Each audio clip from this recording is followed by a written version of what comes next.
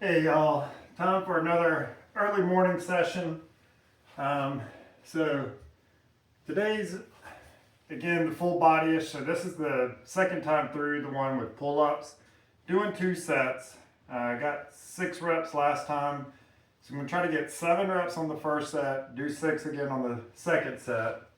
And then I figured I'll film everything so you just kind of see it all. But what we'll really kind of discuss today is more like some exercise execution for the rows, because there's so many different ways you can do rows and target different areas. All right, but let's get started with this.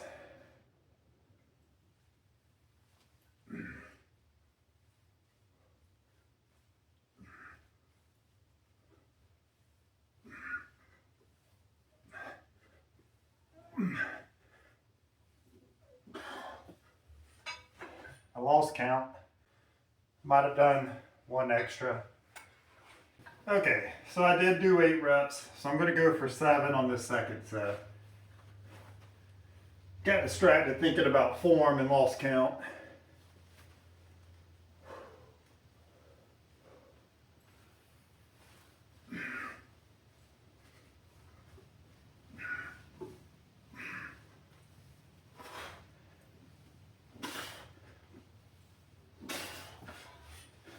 Okay, so like I've said, I'm doing the Yates row. So it's named after Dorian Yates. As a skinny little teenager, he was my favorite bodybuilder growing up. So in his case, you just kind of bend a little bit. I think he says like maybe 70 degrees or so. You can do rows where you're bent all the way over, more like a 90-degree angle. In this case, you kind of pull more towards your stomach. You can pull more towards your chest as well. So you can kind of have the row where the elbows come in straight beside. So you can kind of see this way. It can be out a little bit or out all the way. The more by your side it is, you will get a little bit more lats. And then, as you start to kind of come out, you get a little bit more mid-back. There's still going to be some lat involvement. And when you have the elbow by your side, there's still going to be some mid-back. The biggest thing I think with rows is I use them to work mid-back. So trapezius, rhomboid, etc. So I want those shoulder blades to squeeze back. So I don't want to do a row, where it's just kind of here, my shoulder blades aren't moving. I want to squeeze. So even on this one where I'm cutting my belly, the goal is squeezing those shoulder blades together. So that talk let me rest a little bit. I think I'm ready to do the set now.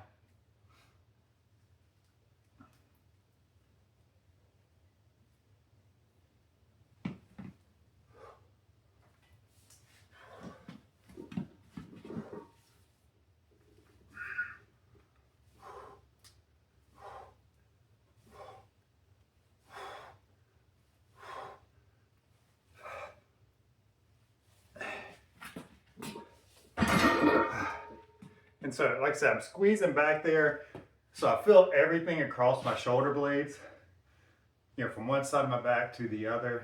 A little bit in lats, but that's primarily where I feel it.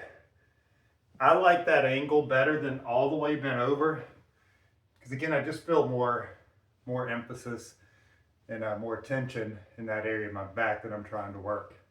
All right, so again, with that, I'm still trying to pull shoulder blades together.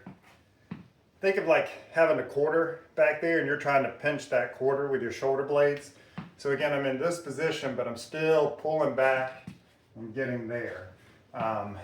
Same thing as kind of with pull-ups we talked about. You don't want to be in kind of this position. Same, you don't want kind of that upper back rounded doing rows, no matter which direction. I mean, this just does not feel good on the front shoulder. So again, you can be bent over more, come out to the side. You'll get more rear delt. I mean, you can kind of see, get more rear delt in that mid back. And then you can be here too. To me, it seems like if I'm kind of at that 45-degree angle, that seems to kind of get my whole back. I feel mid back, but also feel lats a good bit. But for some reason, this angle and coming back here, I tend to just get it straight across the shoulder blades. So I don't think there's one right way to do it. I think this just shows you how you need to play with it, play with your position, you know, how far you bend over, and see where you feel it. And, you know, play with the arm position and see which helps you to, you know, get the area that you like. For me, if I'm here, I do feel mid back, but I feel a whole lot more rear delt. Whereas if I get here to here, I feel a lot more rear delt. I mean, a lot more mid back. Sorry about that. You know, here, if it's right by my side, I still get some, but I kind of like it that out just a little bit. So even with the Yates rows, my hands weren't too narrow. They weren't wide, but they were about here. So it's still kind of that same plane, kind of here to here is where I feel it mid back. So maybe you will too. Give it a shot, see how it feels for you, see if it works. Next up is the V-bar rows.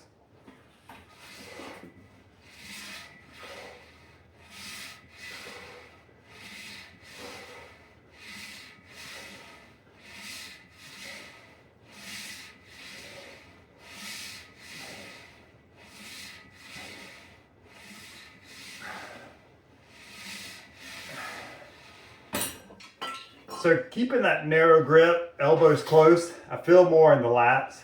I still squeeze the shoulder blades trying to get mid back as well. So, you know, I'm not just doing this, but, you know, you can use a different bar. You can go wider grip. Again, elbows can be in all kinds of different positions. And that just helps to work different areas of your back. So, yeah, if you got a area that's maybe lagging behind a little bit, you can direct a little more attention to it. So it's not that there's one right way to do it. You know, that's going to be, depending on context and situation, you know, there might be one way that's better, and just focuses a little more in a certain area than a different way of performing that same exercise. So this is the seated row. You know, similar kind of position as like a full bent over row. Good thing about this way, you don't have the same strain on your lower back. When you're standing up and bent over, there's going to be more force on your lower back. So people that have back issues, that can be a little bit difficult. You know, I don't think it's an unsafe exercise, not for everyone by any means, but you know, if you've got some injury, you know, predisposition for things, then maybe it's not the best for you. This can be a little bit better because you don't have that same stress there.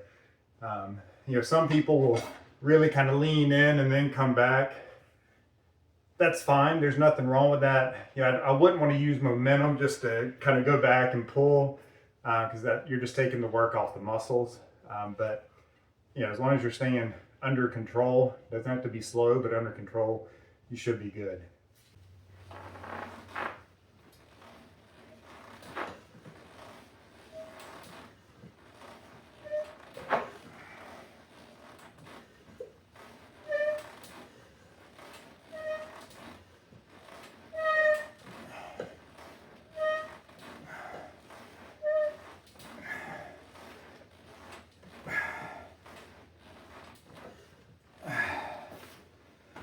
All right, just one set for seated leg curl, and then I'll do the Romanian deadlift, just one set for that too. My legs were sore after the first run through. Did better when I cut down on the second workout each week to just one set. So we'll see kind of how it goes. I may add, you know, a set in as I kind of get adjusted to it.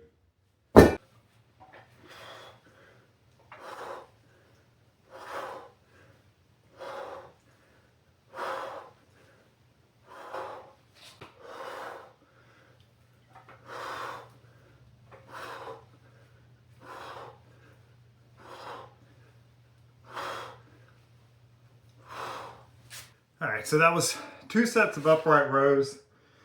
So I'm doing this workout, I'm doing shoulders like middle delts every single day basically. So this workout or that exercise gets repeated every other day. So the first time I did that weight for 2 sets of 5 reps. Then I did 1 set of 6, 1 set of 5 the second day. Today's the 3rd day, so I actually did 2 sets of 6. That's kind of the goal. Hopefully I can keep adding 1 rep to the, you know, to 1 set only each workout and kind of keep the progressive overload going that way. We'll see if it works. You know, I mean, I may not be able to do that every single workout, but at least every week or 2, I should be able to do that and keep it going. All right, Romanian deadlift is next.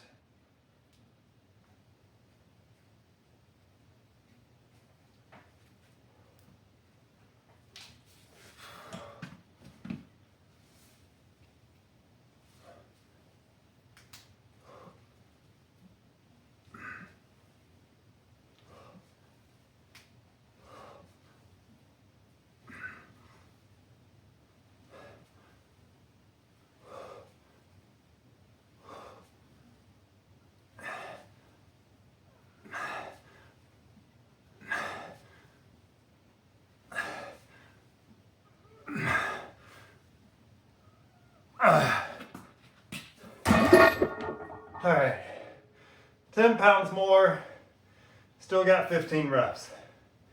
So I'll increase the weight next time too.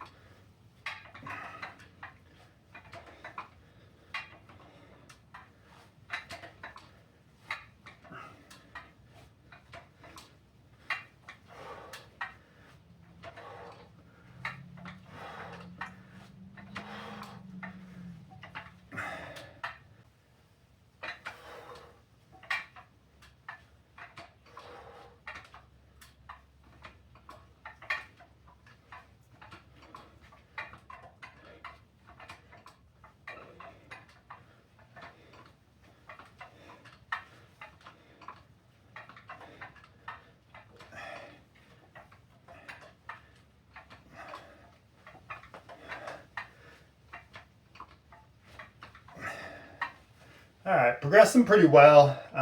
Did 2 sets of 10 last time. Felt like I could have done 12 or even 13 on that first set. Now the 13 definitely would have been the failure. And I'm trying to be a rep or two short. But I got the 11 pretty easy. Next week I'll do 11 for both sets hopefully, or next workout. Last exercise today will be the incline hammer curl. I got 8 reps last time. Hopefully I can get 9.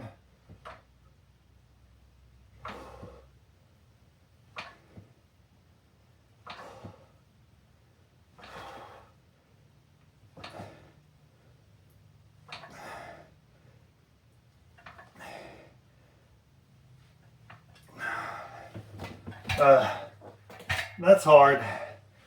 My biceps, I don't know. Seems like I do well in the first set. Then after that, everything just gets exponentially harder. They just get tired more quickly. But that's it for today. So again, with the rows, there's a lot of the same kind of cues or similar concepts as with doing pull-ups, to work your lats. The more you have your shoulders depressed, so down, and shoulder blades depressed, the more lats you're going to feel. So like when I'm doing that Yates row, I'm not focused on pushing my shoulders down. I'm just focused on pulling back with my shoulder blades and my arms. Same thing with the pull-ups. You can turn that into just an arm exercise where nothing's kind of happening with your back. And then you'll wonder why it's not growing, but it's because you're only using your arms, just like you can just use arms and stay here. One thing that can help to kind of get that motion is a Kelso shrug. So you could be on a 45-degree bench and you just shrug your shoulder blades. I mean, that's the motion we're looking for when we row. It's just we also pull the bar to our chest, but it's all about those shoulder blades coming around your back and squeezing together. And a lot of people will talk about, they'll do rows and they can't do another one, but they can still do shrugs. So like if they're doing a machine row or seated row, they might not be able to pull back anymore, but they can stay in that position and they can still pull their shoulder blades back, which shows their middle back is not too tired, it's not too fatigued yet, it's more their arms that gave out. So again, as far as the safety goes, if you got back issues or your lower back, if you're at a gym, you can find a chest supported row. That way you take a lot of pressure off your back. So, these are definitely great exercises. I've always loved training back, a whole lot more than training chest. I've got really long arms, so I was never meant to be a big bench presser, and I'm not. But I've always enjoyed, back work, and especially once I started climbing, even more so, just because it does help out some. But again, I hope this stuff's helpful for you guys. Let you kind of focus on different areas and maybe do things correctly. Be able to hopefully avoid injuries and things too. But I appreciate you guys watching. Please like, subscribe, do all that fun stuff for me, and I'll see you next time. Bye.